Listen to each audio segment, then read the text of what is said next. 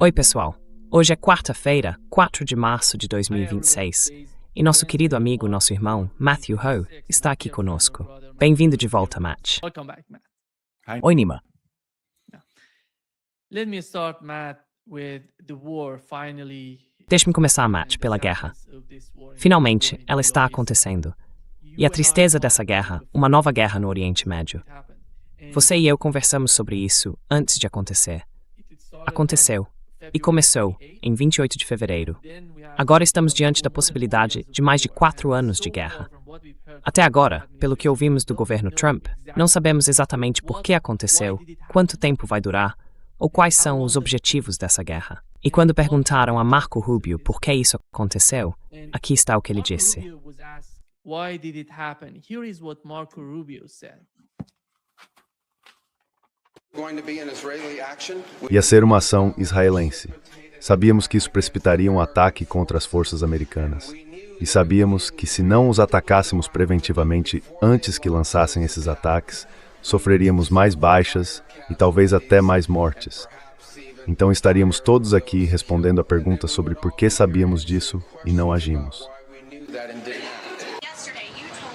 Você nos disse que Israel iria atacar o Irã. E foi por isso que precisávamos nos envolver. Hoje o presidente disse que o Irã iria conseguir o quê? Sim, sua afirmação é falsa. Não foi isso que me perguntaram, muito especificamente. Você estava lá ontem? Sim? Ok, agora, foi você quem me fez aquela pergunta? Você disse entramos por causa de Israel? E eu disse, você me perguntou, você está acompanhando? E eu disse que não. Eu te disse que isso teria que acontecer de qualquer forma. O presidente tomou uma decisão, e a decisão que ele tomou foi que o Irã não teria permissão para se esconder atrás de seu programa de mísseis balísticos. Que o Irã não teria permissão para se esconder atrás de sua capacidade de realizar esses ataques. Essa decisão já havia sido tomada. O presidente decidiu destruir sistematicamente essa capacidade terrorista.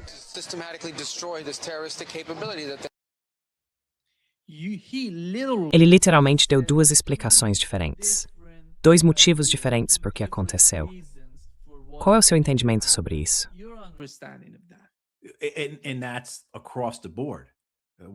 E isso acontece em todos os níveis, com a Casa Branca, o gabinete, os representantes de Trump no Congresso e a mídia. Quero dizer, você ouve coisas diferentes de pessoas diferentes, muitas vezes com poucos minutos de diferença.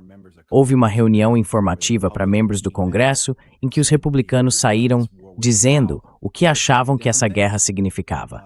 Eles diziam coisas diferentes e literalmente tinham acabado de sair da mesma sala de conferências. Então, vimos essa ineptidão realmente óbvia por parte desta administração. Não apenas na comunicação sobre esta guerra, mas também na sua execução.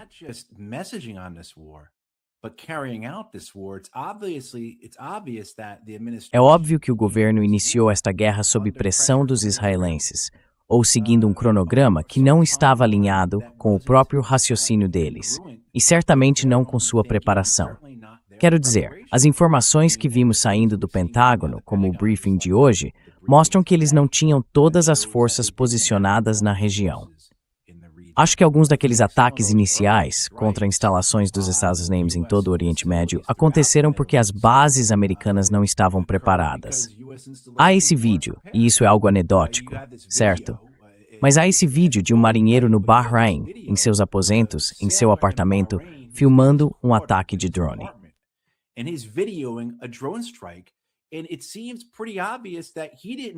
E parece bastante óbvio que ele não sabia que aquilo estava por vir, que não houve nenhum aviso, que ninguém disse a ele para se proteger. Principalmente, não fique na frente da janela quando um drone estiver se aproximando, sabe? Quero dizer, metal quente atravessa vidro com bastante facilidade.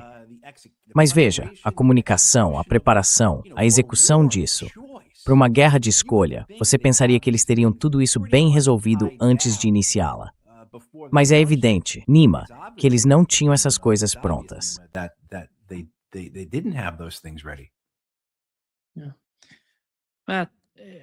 Sim. Matt, e quanto aos objetivos? Você tem alguma ideia de quais são os objetivos da guerra?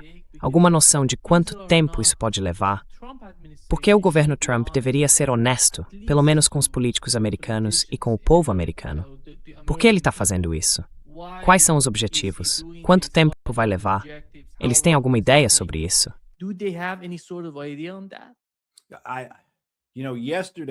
Sabe, ontem a Casa Branca divulgou um comunicado, então pelo menos tivemos algo por escrito que apresentava os 4 objetivos da guerra. Até então, vínhamos vendo objetivos variados, assim como vimos Trump em um dia dizer que está disposto a negociar e no dia seguinte dizer que não vai negociar, certo? Quero dizer, vimos isso o tempo todo, sem saber o que estão fazendo, dizendo o que vem à cabeça, inventando conforme avançam. Mas esse comunicado da Casa Branca de ontem se concentrou em 4 pontos. Primeiro, o programa de mísseis, sobre o qual temos ouvido muito, embora não realmente até alguns meses atrás.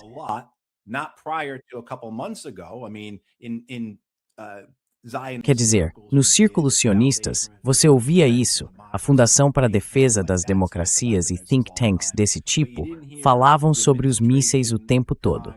Mas você não ouvia o governo, o Congresso ou seus representantes dizendo precisamos parar o programa de mísseis até, na verdade, 1 ou 2 meses atrás, pelo que me lembro. Então isso estava na lista de objetivos. Havia a eliminação da Marinha iraniana, algo que eu nunca tinha ouvido ninguém mencionar antes de ontem. E agora, de repente, esse é o segundo objetivo deste governo. Eliminar a Marinha iraniana. Quer dizer, é só. Tanto faz. E claro, há também essa ideia de encerrar a relação do Irã com seus aliados na região.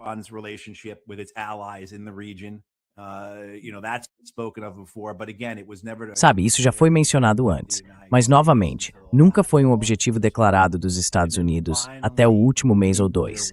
E então, finalmente, as armas nucleares estavam na declaração. E acho que isso é realmente importante, porque dizia armas nucleares, não programa nuclear.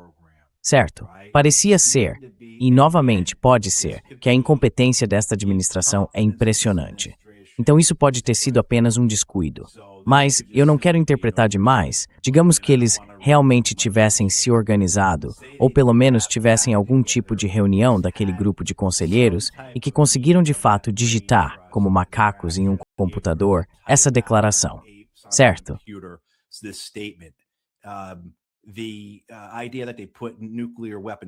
A ideia de que eles colocaram programa de armas nucleares, em vez de apenas programa nuclear, pode indicar que não vem todo o programa como seu objetivo.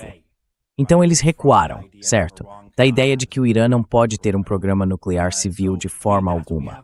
Quero dizer, é isso que temos no papel. Mas vimos tantas outras declarações sobre os objetivos que são simplesmente, bem, estão por toda parte. Em termos de duração, ouvimos coisas diferentes. Inicialmente, era, talvez algo de algumas semanas. Depois ouvimos, especificamente de várias partes do governo, 4 semanas.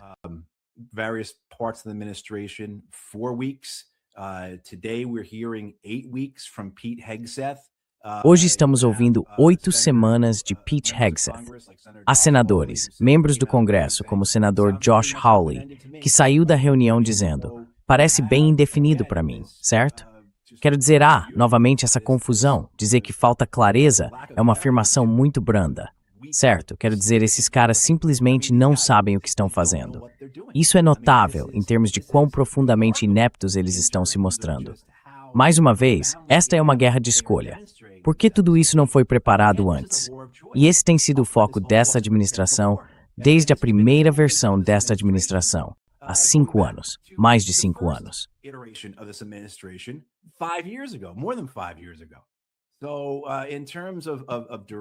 Então, em termos de duração, sim, quero dizer, isso se conecta. Essa duração mais longa se relaciona com o que já conversei com você antes, a minha convicção. E acho que estamos vendo mais disso nos relatórios, de que eles querem incentivar os separatistas curdos. O fato de Trump ter ligado para os líderes curdos no Iraque, Barzani e Talabani, outro dia, bem, como um comentarista observou, ele já os havia ligado antes e nunca ligou para Pahlavi. Então quero dizer, isso já deveria dizer muita coisa às pessoas.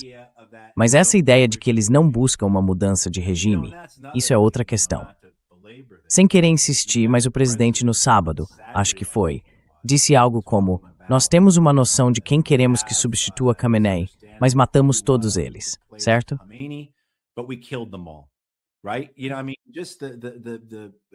Sabe, quero dizer, é só a insipidez, a loucura disso tudo. Então vocês tinham, em um pedaço de papel ou em um quadro em algum lugar, algum tipo de plano de sucessão. Obviamente vocês estavam seguindo um esquema que refletia o sucesso de vocês na operação de sequestro de Maduro. E a ideia era remover o líder supremo do Irã, e então todo o resto se alinharia. Mas vocês não tiveram a chance de executar esse plano porque eliminaram as pessoas que substituiriam o líder supremo. Como é que vocês dizem que vão negociar com as pessoas e depois as matam? Quero dizer, isso é grotesco, macabro. Um tipo de operação em que a mão esquerda não sabe o que a direita está fazendo.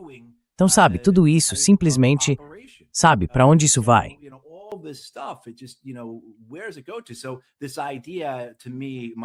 Então, essa ideia para mim, pelo que entendo, é o seguinte: vamos armar os curdos, tentar armar os balutes, tentar armar, sabe, quem quer que seja, e então vamos continuar bombardeando exatamente como fizemos depois do Iraque, de 1991 até 2003, quando bombardeamos o Iraque em média a cada 3 ou 4 dias durante cerca de 13 anos. E vamos agitar as coisas e esperar que isso resulte em uma mudança de regime. E então, é claro, se houver uma guerra civil e o Irã se transformar em uma nova Síria e 500 mil de iranianos forem mortos. Bem, paciência, porque isso significa que os iranianos não estarão envolvidos em assuntos em todo o Oriente Médio. Estarão apenas lutando para se manter no poder. Acho que essa é a mentalidade que temos agora em Washington, D.C., assim como em Tel Aviv.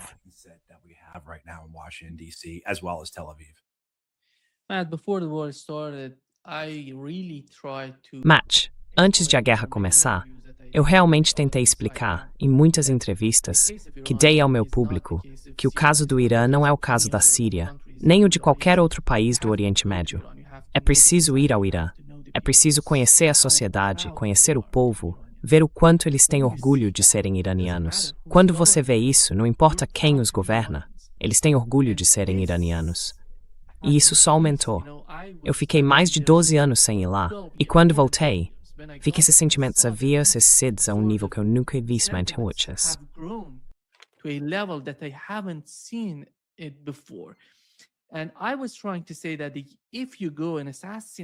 E eu estava tentando dizer que se você for e assassinar o líder supremo do Irã, isso não vai mudar nada. É um fato simples. Isso não vai mudar nada porque é o sistema que governa o país. Não é só, sabe, o líder supremo. Tudo não depende dele. Mas ninguém parece entender a realidade do Irã de hoje. E agora temos essa guerra, temos esse desastre acontecendo, e me parece que com o passar do tempo eles estão ficando sem alvos. Eles não sabem onde atacar e estão atingindo muitos civis agora, porque não sabem.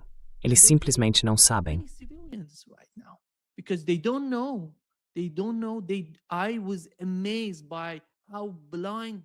Fiquei impressionado com o quão cegos eles estão agora no Irã em relação aos alvos que estão escolhendo. É incrível para mim, porque sempre ouvimos que o Mossad é tão poderoso, que eles têm muita inteligência, sabem onde atacar, sabem o que fazer. Mas a realidade do que está acontecendo agora no Irã mostra o quão cegos eles realmente estão, o quão ignorantes. Eles não parecem ter nenhuma informação ou inteligência substancial vinda do Irã. Você literalmente pode encontrar esses lugares em um mapa, no Google Maps, e eles estão atingindo locais que não têm nada a ver com o governo, nada a ver com o chamado regime.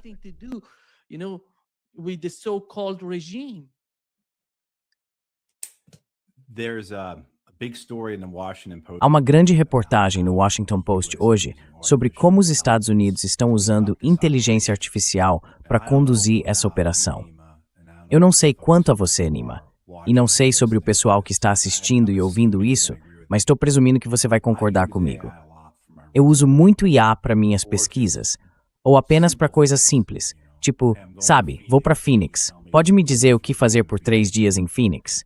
E está errado o tempo todo. Então, se você parte desse entendimento, de que a inteligência muitas vezes está errada, vou te contar uma história. Eu era segundo-tenente no Corpo de Fuzileiros Navais. Estava lotado em Okinawa e me disseram: você faz parte da equipe de planejamento dos exercícios da Guerra da Coreia.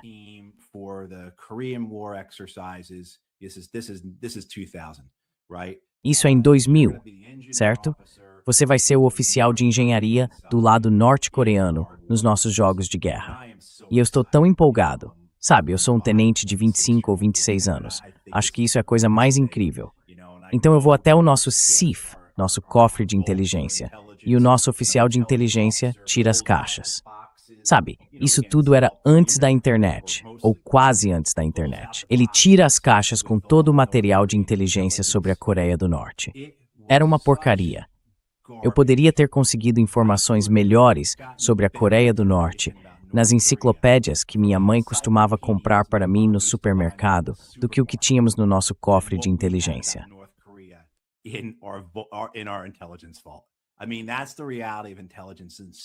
Quer dizer, essa é a realidade da inteligência em tantos níveis, certo? Então a ideia de por que eles estão bombardeando escolas é porque eles não sabem o que estão fazendo. É porque eles não sabem o que estão fazendo.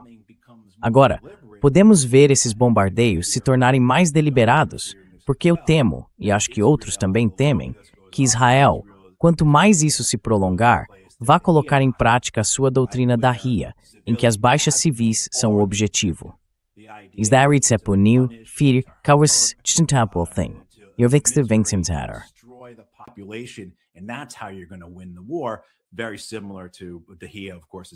Muito parecido aqui, é claro, é o subúrbio de Beirute, a parte de Beirute que dá nome a essa doutrina, porque os israelenses já fizeram isso várias vezes no Líbano.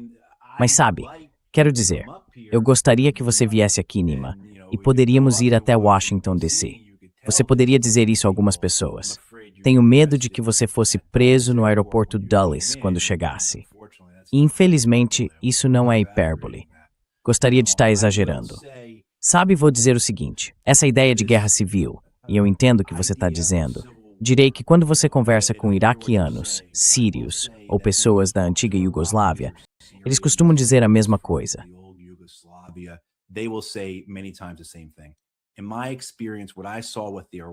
Pela minha experiência, o que vi com os iraquianos, sabe, essas são pessoas que tinham relações muito próximas, especialmente em Bagdá, certo? Entre sunitas, xiitas, curdos, eles se casavam entre si. Mas a força da guerra, os elementos sobre-humanos da guerra, fizeram todos sentirem medo. E assim, apenas alguns conseguiram tirar proveito dessa circunstância. Você podia ser sunita, morando ao lado de seus vizinhos xiitas por décadas. Ele podia ser seu melhor amigo. Seu filho casou com a filha dele, mas agora você não pode confiar nos primos dele. E o mesmo vale para ele.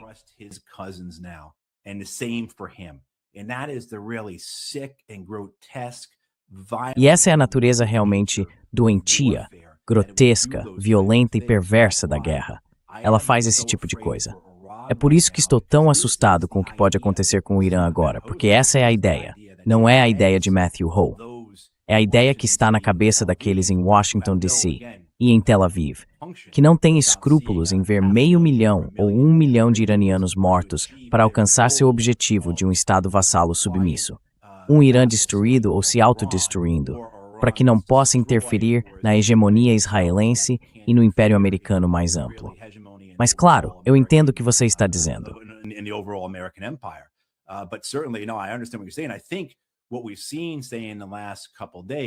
Acho que o que vimos nos últimos dias, quando estávamos no Irã, foram os funerais de todas aquelas estudantes que foram mortas, 168 meninas. E você viu os iranianos, as multidões, milhares e milhares de pessoas saindo sob o céu aberto, um céu cheio de drones, mísseis e aviões. E não era tanto, Nima, que eles estivessem ali apenas de luto. Certamente estavam. Não era só que estivessem ali em solidariedade nacional, como você descreveu.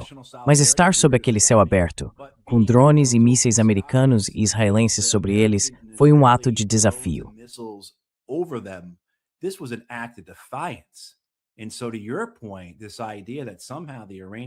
E então, em relação ao seu ponto, Essa ideia de que de alguma forma o povo iraniano vai desistir, certo? Ou simplesmente começar a lutar entre si, ou que isso vai ser algo fácil, como Donald Trump disse várias vezes, é um grande, grande engano. E eu acho que essa demonstração de luto, solidariedade e desafio, novamente por milhares e milhares, provavelmente milhões de pessoas nas ruas, é realmente algo que deveria preocupar qualquer um, americano, israelense ou europeu. Há muitos europeus que apoiam isso. Vemos isso repetidamente. Você viu como o chanceler Merz estava eufórico com Donald Trump outro dia na Casa Branca. Quero dizer, isso deveria preocupar essas pessoas. Não vai, mas deveria.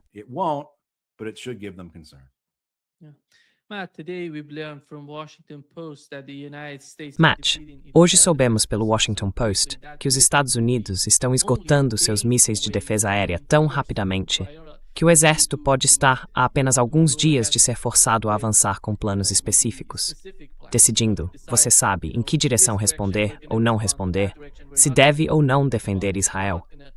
Parece que eles estão de alguma forma tentando priorizar o envio de mísseis para Israel. Como você vê esse problema, que é sério? Hoje conversei com Laith Marouf, que está em Beirute. Ele disse que tudo que o Hezbollah está lançando está encontrando pouca resistência, muito pouco vindo de Israel para interceptar. Basicamente, tudo que o Hezbollah está enviando está passando, atingindo seu alvo.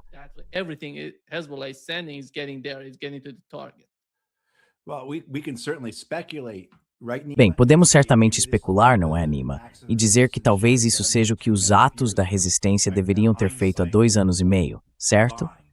Agora, com o benefício da retrospectiva, tudo parece claro, não é?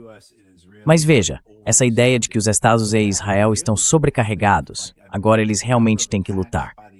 Quero dizer, o número de ataques da resistência iraquiana, a resistência islâmica do Iraque, contra bases americanas, dezenas e dezenas de ataques no Iraque, certo? Certamente, ainda não vimos os iemenitas entrarem nesse conflito. Estou um pouco confuso quanto a isso.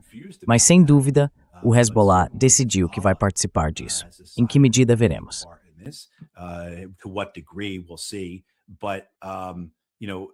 Mas, você sabe bem, primeiro vimos hoje também o Pentágono dizendo que esses são os drones Shahed que conhecemos há anos. Eles os usam há 4 anos agora na Rússia. A Rússia os tem usado contra a Ucrânia. Quero dizer, não há desculpa para não saber. Basicamente, construímos nosso próprio drone, o drone Lucas. Se alguém já viu uma foto dele, é exatamente igual ao drone iraniano, porque é um ótimo drone, certo? Funciona bem. Então, pela primeira vez, os americanos realmente, eu acho, fizeram algo bem feito. Se o construíram tão bem quanto os iranianos, isso já é outra história, mas pelo menos copiaram, certo? Imitação, ou plágio, sendo a forma mais sincera de elogio e tudo mais.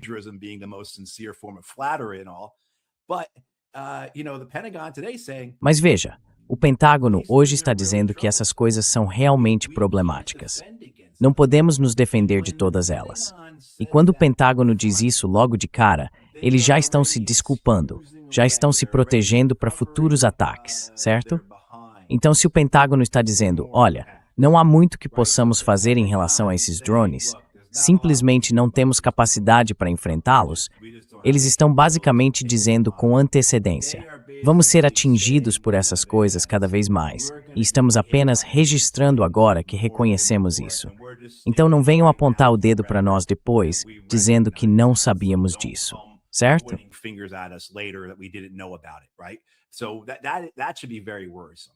Isso deve ser muito preocupante. A questão dos estoques de mísseis, vimos isso na Guerra de 12 Dias, é uma daquelas situações em que até que ponto podemos realmente ter certeza sobre o que aconteceu. Mas a quantidade de reportagens sobre o assunto e a forma como a Guerra de 12 Dias se desenrolou pareceram favorecer o Irã. O entendimento é que os ataques de B-2 lançados por Donald Trump foram em grande parte encenação, destinados a fornecer uma desculpa ou um desfecho para aquela Guerra de 12 Dias, para permitir que todos os lados saíssem do conflito, imagino, mas especialmente os americanos e os israelenses. Há muitas evidências que sustentam essa interpretação. E também sabemos quais são as taxas de produção.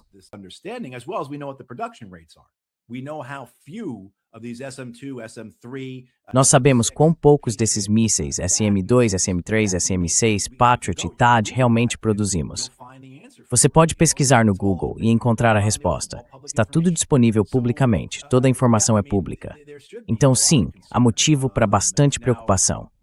Agora, por quanto tempo eles podem resistir?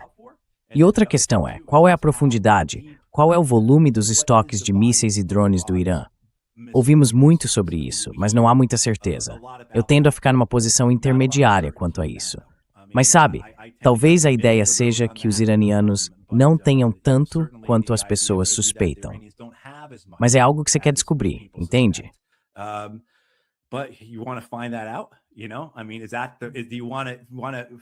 Quer dizer, você quer descobrir isso pela experiência? Quer descobrir isso continuando com essa coisa?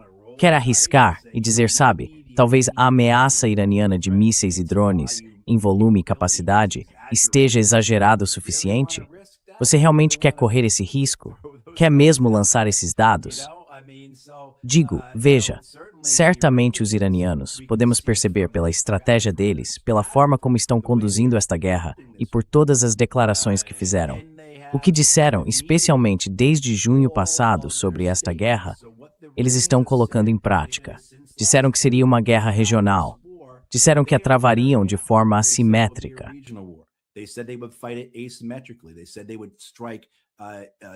Eles disseram que atacariam bases dos Estados Unidos em toda a região, que atingiriam infraestrutura e outras instalações, para causar interrupções, fechar rotas de petróleo ou atingir navios, a fim de criar problemas econômicos em escala mundial. Quero dizer, eles estão fazendo exatamente o que disseram que fariam. Então, por que não pensaríamos que, se entendemos que o principal elemento de dissuasão do Irã e o ponto central de seu planejamento estratégico para esta guerra tem sido sua frota de mísseis balísticos e drones, não deveríamos acreditar nos números mais altos sobre isso? Certo? E então quero dizer, espero que seja assim que o Pentágono esteja pensando sobre isso. Eu não sei. Mesmo nos melhores momentos, há em Washington, D.C., certos dogmas que são sagrados, que você desafia por sua própria conta e risco, e que o tornam heresia.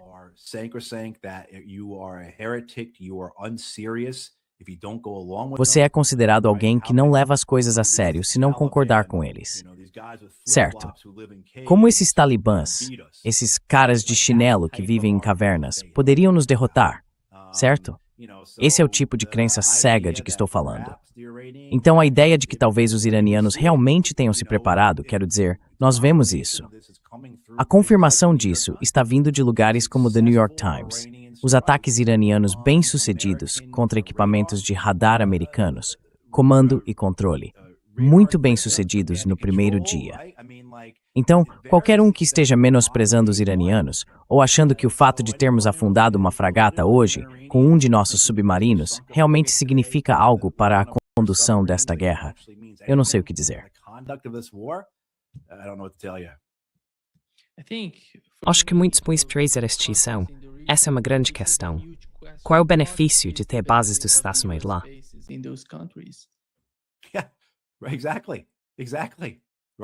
Exatamente. Exatamente. Certo.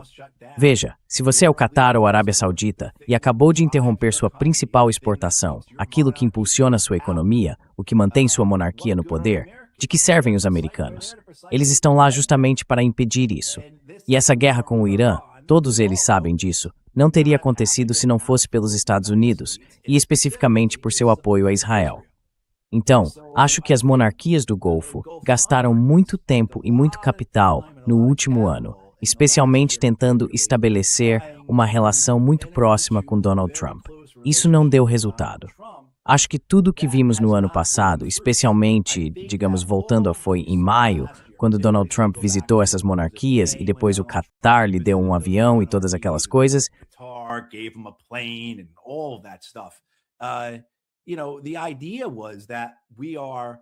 Sabe, a ideia era que também estávamos investindo no negócio de criptomoedas dele e nas propriedades dele, e certo.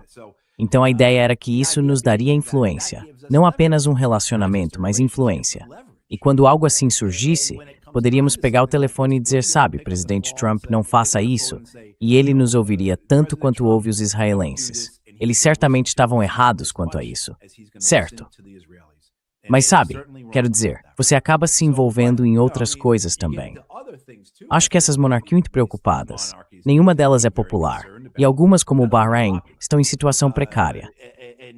Vi relatos de que os sauditas enviaram forças para reforçar o governo do Bahrein outro dia.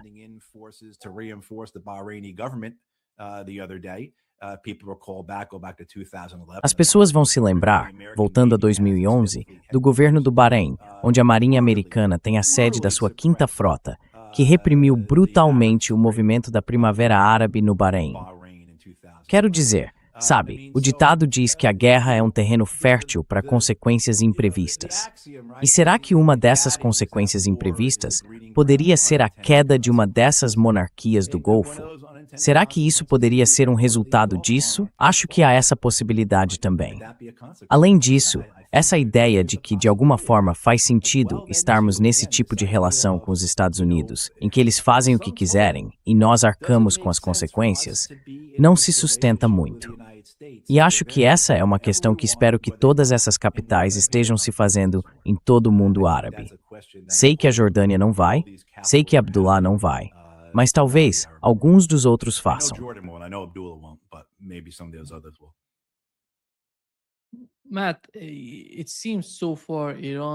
Matt, até agora, parece que o Irã tem atingido principalmente alvos estratégicos em todo o Golfo Pérsico e nos Estados Árabes, avançando em direção à Jordânia, avançando em direção a Israel. Você acha que com o passar do tempo, e sabendo que algo nos meios de comunicação persas dizem que a maioria das bases no Golfo Pérsico foi neutralizada de alguma forma, de um jeito ou de outro, pelo menos é assim que estão descrevendo. Então, o que vem a seguir? Qual é a próxima fase do conflito? Se começarem a ocorrer ataques contra civis no Irã, qual seria a estratégia dos iranianos em relação a Israel, por exemplo? What would be the strategy on the part of Iranians in Israel, for example? I think that is a huge. Acho que isso é uma grande escalada. É algo que, você sabe, Israel é um país pequeno. Eles não conseguem sustentar esse tipo de impacto. Donald Trump não está preparado para isso. O sistema de defesa aérea não está preparado para isso. Porque aqueles radares, todos aqueles radares que foram destruídos nas bases dos Estados Unidos, de alguma forma se comunicavam com os sistemas de defesa aérea. Essas bases são a base da rede de defesa aérea. Elas recebem sinais delas.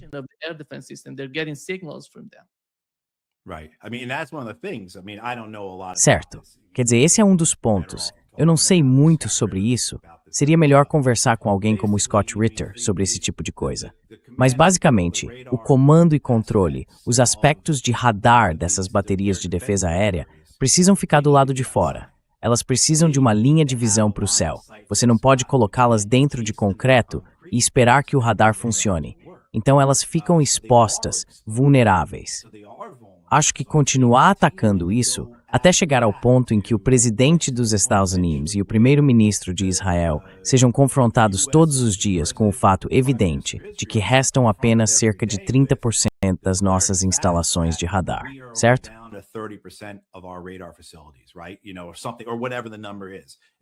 Sabe, ou seja, qual for o número, fazê-los perceber que estamos a momentos, ou talvez a um dia, de um evento de vítimas em massa muito caro aqui, porque não conseguimos interceptar um míssil. E então, eventualmente isso vai sair no The New York Times ou no The Wall Street Journal. E aí será, sabe, eu serei o responsável por isso. Esse seria o tipo de raciocínio por trás disso. Eu não acho, quer dizer, acho que o povo israelense é tão resiliente quanto qualquer outro quando se trata de ataques de nações estrangeiras. E, em particular, acho que os israelenses, porque foram condicionados, alguns diriam doutrinados.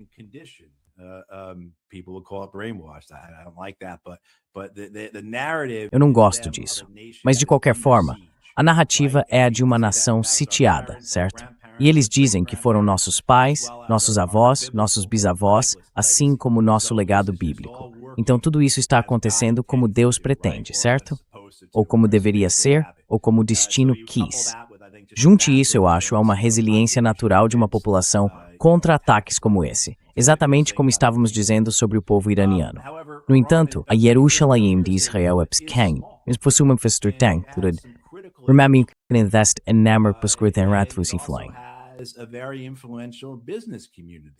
And so you could go after critical infrastructure such as Então você poderia atacar a infraestrutura crítica, como eu acho o Irã tem. Desculpe, todos esses países que começam com I, sabe, é um pouco fácil se confundir. Israel, por exemplo, depende, eu acho, de 4 grandes usinas de dessalinização, certo? Você poderia atacar essas. Poderia atacar os diversos campos e instalações de energia, como as linhas que sustentam o fornecimento de gás de Israel, tanto para a Jordânia quanto para o Egito. Não tanto para pressionar Israel, mas para pressionar a Jordânia e o Egito. Eu certamente, se fosse o Irã, responderia na mesma moeda em termos de campanha de decapitação ou assassinato. Eu garantiria que nada do que Netanyahu tenha tocado permanecesse de pé. Sabe, isso seria apenas pelo bem do meu povo, o povo iraniano. E também para que esses líderes saibam que podem acabar sendo contidos, assim como nosso povo foi.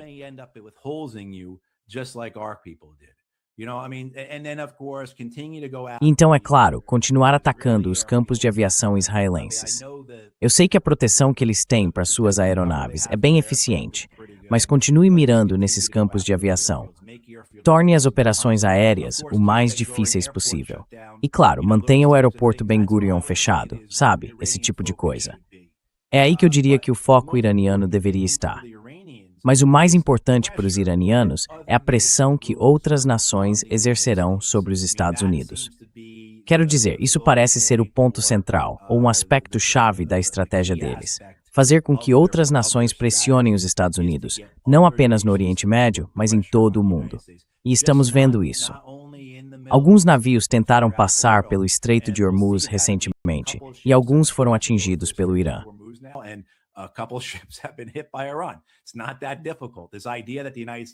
Não é tão difícil assim. Essa ideia de que os Estados Unidos vão enviar a Quinta Frota e escoltar petroleiros, como Ronald Reagan fez em 1987 e 1988, fantasia. Quero dizer, sem falar nessa ideia de que supostamente vamos arcar com isso.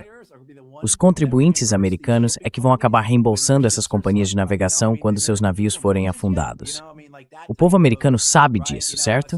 Então, acho que a estratégia iraniana é sólida. É assimétrica. Está mirando em ativos de comando e controle de alto valor, caros e quase insubstituíveis. Ela espalhou a guerra de forma muito eficaz por toda a região. Mísseis atingiram a Turquia hoje.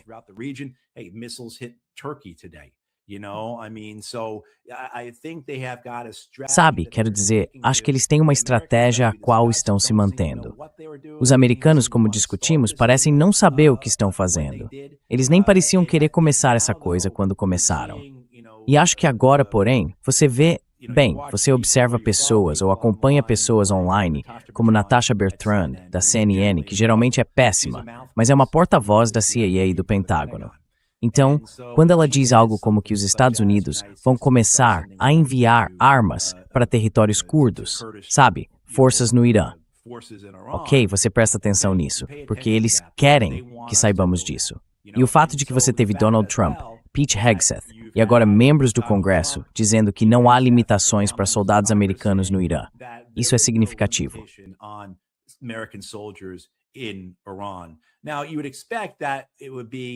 Agora, você esperaria que fossem as forças especiais americanas entrando para ajudar a revolta curda, seja lá qual for essa fantasia que eles têm.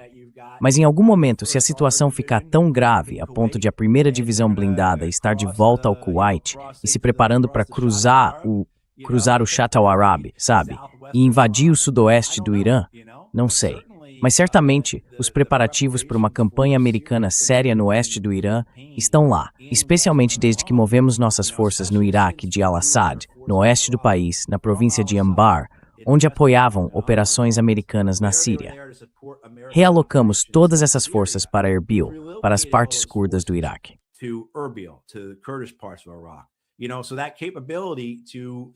Sabe, essa capacidade de apoiar operações agora está presente, e já havia alguma capacidade antes também. Mas dá para ver esses elementos se alinhando, o que faz pensar que é isso que eles vão tentar fazer. E sabe, a única coisa que equilibra tudo isso, além das incertezas gerais da guerra, certo, as coisas podem acontecer, é o fato de sabermos que Donald Trump é o presidente.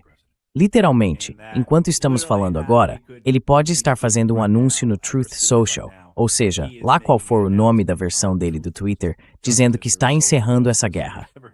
O Truth Social.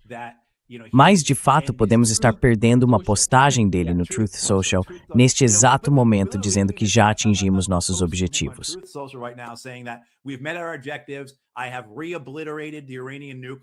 Eu reobliterei o programa nuclear iraniano. Eles aprenderam a lição.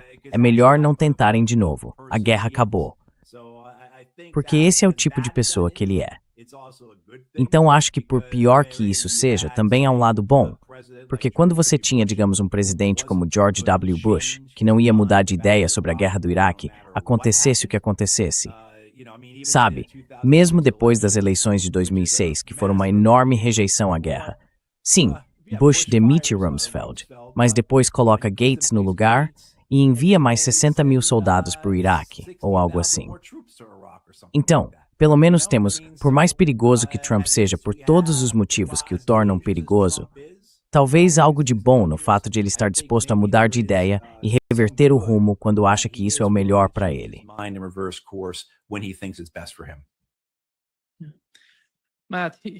Matt, para quem é o público do que Pete Hegseth disse hoje?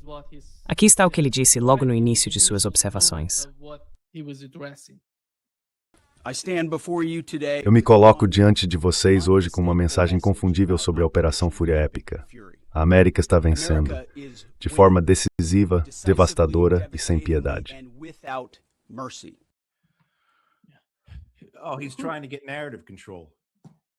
Ele está tentando controlar a narrativa aqui, Nima.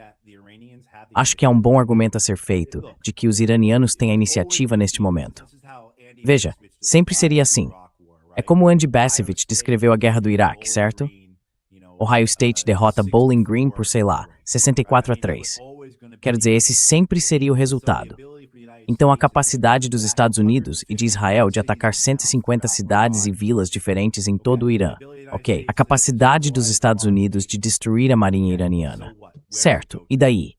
O que acontece depois disso?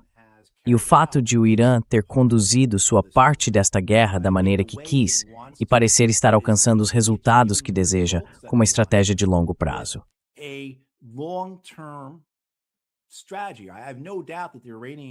Não tenho dúvida de que os iranianos esperam que isso dure 6 meses, 1 ano, talvez 2 anos, e estão preparados para isso. Certo. E além disso, os iranianos têm objetivos políticos claros em mente e um plano de como vão alcançá-los.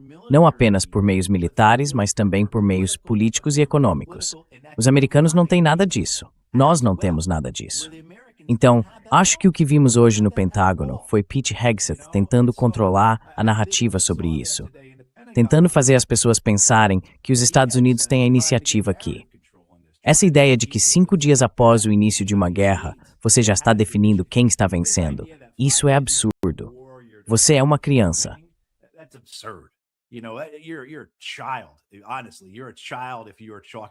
Sinceramente, você é uma criança se está falando em vencer ou perder agora. Claro, você pode dizer que alguém tem a iniciativa, ou que as coisas estão indo melhor para essa pessoa, ou que parece que o plano dela está sendo executado do jeito que queria. Mas descrever isso como vencer, isso me lembra muito quando eu estava lotado no Pentágono, no início da guerra do Iraque, e George W. Bush apareceu por lá um dia. Foi no mesmo dia em que um A-10 americano matou cerca de uma dúzia de fuzileiros navais americanos em Nasiriyah. No meu cargo, eu estava envolvido nas notificações de baixas disso. Lembro-me do presidente Bush passando por ali e o tenente-coronel Ed Logg, que Deus o abençoe, e eu estávamos de pé ali.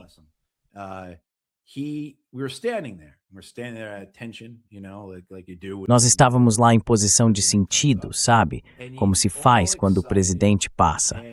E ele estava todo animado, viu que éramos fuzileiros navais e disse para mim e para o coronel Logg: "Nós vencemos hoje por causa de vocês." Como se fosse um jogo de beisebol do Texas Rangers. Aí tinha uma mulher da Força Aérea que tinha uma boneca Flat Stanley e o Bush ficou todo empolgado com aquilo. Tiraram uma foto juntos e ele estava sorrindo de orelha a orelha, rindo e gargalhando como sempre fazia. Enquanto isso, fuzileiros navais americanos tinham acabado de ser destroçados por um A-10 algumas horas antes. Quero dizer, do jeito que o Hegseth fala sobre isso, do jeito que outros na administração falam, é a mesma coisa.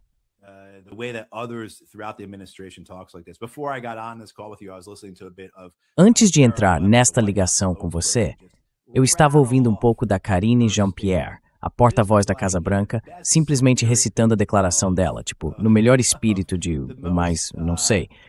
Foi simplesmente cômico. Era algo de desenho animado, a maneira como ela falava, como a representação mais caricata de uma porta-voz totalitária ao estilo stalinista. E essa foi ela hoje. E sabe, simplesmente a falta de conexão com o que está acontecendo aqui. A falta de compreensão do que está acontecendo aqui. Eu sei que o Hegseth esteve nas Forças Armadas. Sei que ele foi destacado. Ele esteve em guerra. Ele tem a insígnia de infantaria de combate.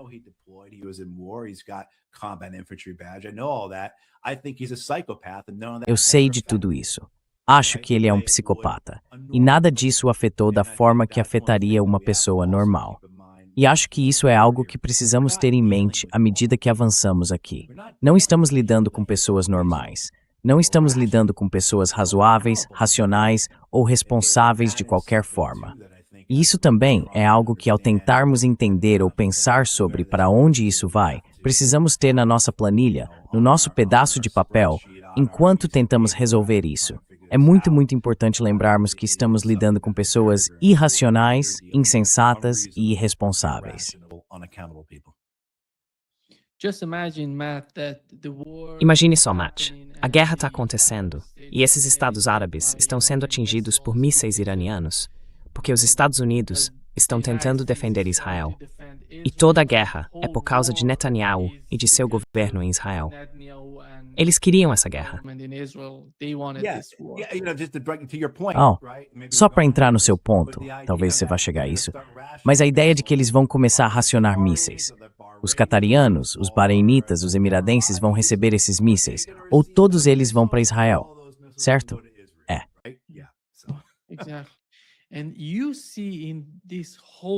Exatamente. E veja, em toda essa confusão que estamos presenciando, veja, você sabe o que o Tucker Carlson relatou ontem. Foi incrível para mim que 2 ou talvez mais agentes do Mossad tenham sido presos na Arábia Saudita e no Catar porque queriam fazer alguns atentados lá. Certo. Essa é a ideia. Aqui está o que ele disse, Matt. Here is what he said, Matt. It hasn't been reported, but it's a fact that last night Isso não foi noticiado, mas é um fato que na noite passada, no Catar e na Arábia Saudita, as autoridades prenderam agentes do Mossad que planejavam atentados nesses países. Agora isso é estranho. Não faz sentido. Por que os israelenses estariam realizando atentados em 2 países do Golfo que também estão sendo atacados pelo Irã? Eles não estão do mesmo lado? Não. Israel quer prejudicar o Irã. E o Catar, os Emirados Árabes Unidos, a Arábia Saudita, o Bahrein, and Kuwait. And they've succeeded. Eu não sei se concordo totalmente com a ideia de que eles querem machucá-los, mas eles querem mantê-los nessa guerra. Eles querem que entrem na guerra de alguma forma ofensiva e querem garantir que não haja pressão sobre os Estados Unidos, vinda desses países, para encerrar a guerra antes do que Israel deseja. Tenho que dizer, porém, Tucker Carlson, como esquerdista, sabe, eu não sei se há jornalistas por aí fazendo um trabalho melhor do que o dele neste momento. Ele está simplesmente fazendo um trabalho absolutamente incrível. Se as pessoas ainda não viram aquela entrevista com Mike Huckabee, sem falar em Ted Cruz, que Donald Trump agora quer que seja o próximo juiz da Suprema Corte, possivelmente, além do restante do seu trabalho, ele realmente está fazendo um trabalho excelente.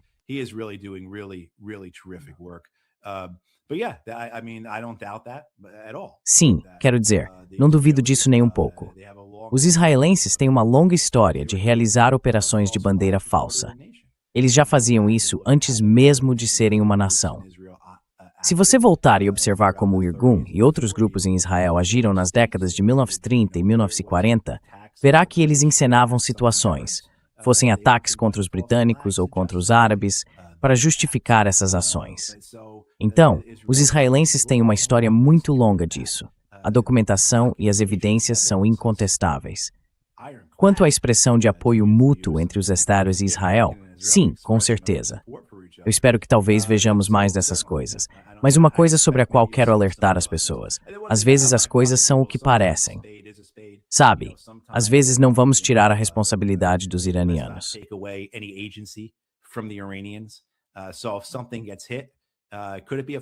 Então, se algo for atingido, poderia ser uma operação de bandeira falsa? Sim.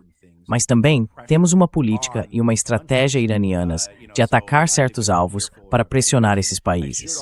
Portanto, acho que precisamos ter cuidado em nossa avaliação. Também devo dizer que a vulnerabilidade dos Estados Unidos é muito grande. Quero dizer, em todo o país, basta olhar o exemplo da infraestrutura elétrica desprotegida. Qualquer pessoa com um rifle, e isso representa uma boa parte da população dos Estados Unidos, pode simplesmente dirigir até uma estação ou subestação elétrica, disparar uma série de tiros, ir embora e causar um problema elétrico por 2, 3, 4 dias, talvez até mais.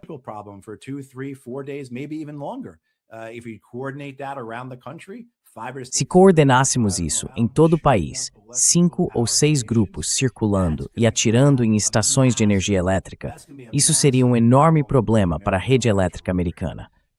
Sabe o que quero dizer?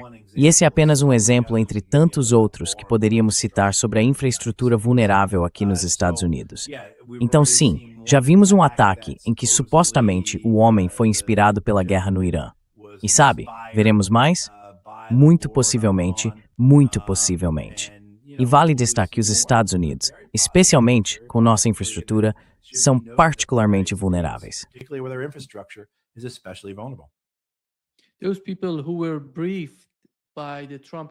As pessoas que foram informadas pelo governo Trump sobre o que realmente está acontecendo no Irã estão, em sua maioria, confusas. Mais confusas do que antes. Elas entraram naquela reunião com uma certa ideia e saíram dizendo: não sabemos o que está acontecendo agora. Sabemos, Matt, que a maioria dos democratas não concorda com Donald Trump e seu governo nessa guerra contra o Irã. Mas como você vê o Partido Republicano? Porque eu vi a Megyn Kelly. Ela fez uma entrevista com a Marjorie Taylor Greene e foi uma crítica dura a Donald Trump, dizendo que ele está no processo de destruir os Estados Unidos, que tudo pelo que eles votaram, ele agora está fazendo o oposto. Então, como você vê os movimentos políticos nos Estados Unidos diante dessa guerra?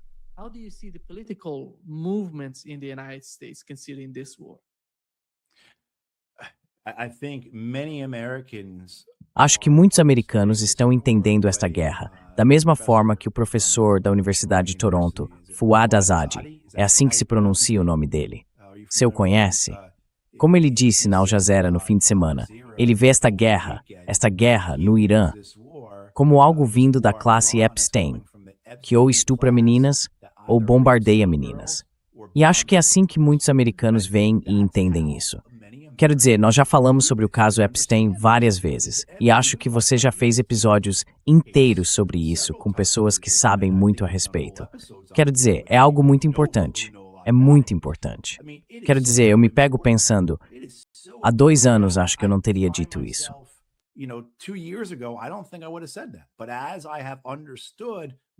Mas à medida que fui entendendo o que isso realmente envolve, quem está envolvido e como, percebi que é, na verdade, uma explicação sobre a nossa sociedade, sobre a elite da nossa sociedade, sobre o nosso establishment e sobre as instituições que fazem parte dele.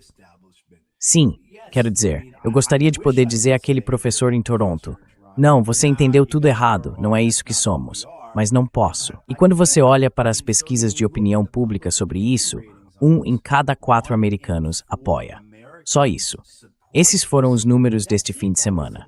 Sabe, quando George W. Bush lançou a invasão do Iraque em 2003, o apoio era de 75%, chegando a 80% em algumas pesquisas.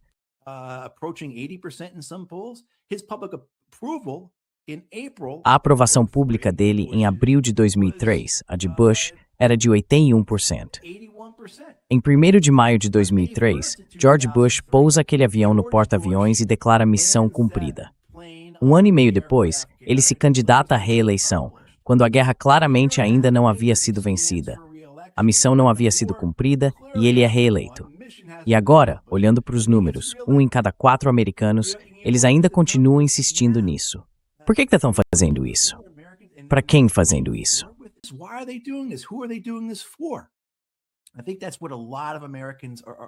Acho que é isso que muitos americanos estão dizendo agora.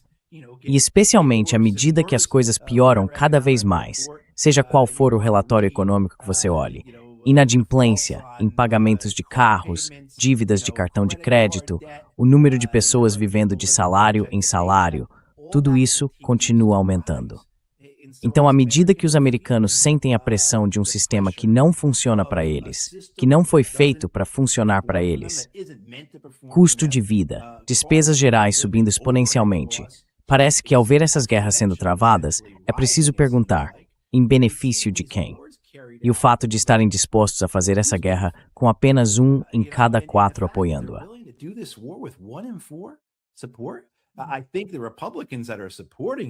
Acho que os republicanos que estão apoiando isso são apenas, bem, é incrível dizer, a mesma coisa que os democratas, porque o fato de que os democratas, como partido, não tenham feito disso o tema principal de sua campanha nas eleições de meio de mandato deste ano é inacreditável.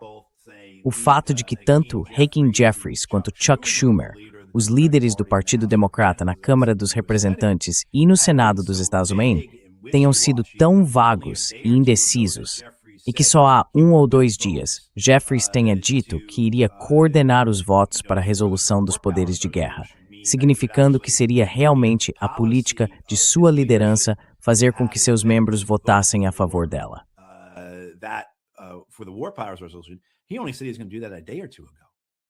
Ele só disse que ia fazer isso há 1 ou 2 dias.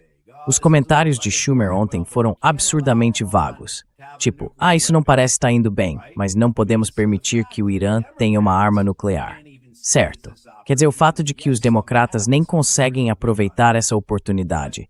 Sim, alguns conseguem, e alguns são realmente bons nisso, mas o fato de que os democratas nem parecem conseguir aproveitar essa oportunidade contra Donald Trump só levanta a questão: para quem é essa guerra? Por que eles estão fazendo isso? E os republicanos que acham que, sim, tudo vai dar certo, acho que eles são ou estúpidos, ou tão leais, ou tão assustados com Donald Trump que têm medo de ultrapassar qualquer limite.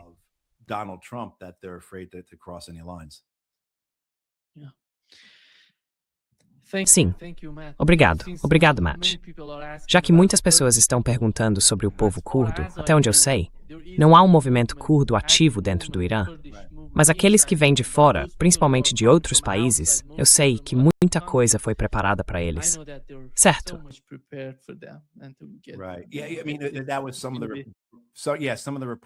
Sim, quero dizer, alguns relatos diziam que parte das forças curdas sírias estavam sendo deslocadas. E essa relação entre os sírios e os americanos já é muito longa agora. Não apenas na Síria, mas também no Iraque. Sim, com certeza. Em qualquer sociedade que você vá, haverá separatistas. Haverá pessoas que quero dizer, em qualquer sociedade que você vá, isso vai existir.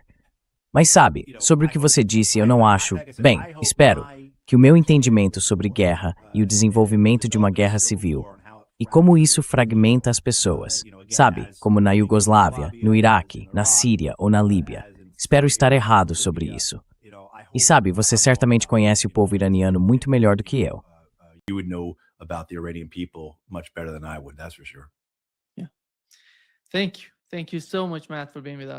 Obrigado. Muito obrigado, Matthew Ho, por estar conosco hoje. Um grande prazer, como sempre. Obrigado, Nima Al-Khorshid.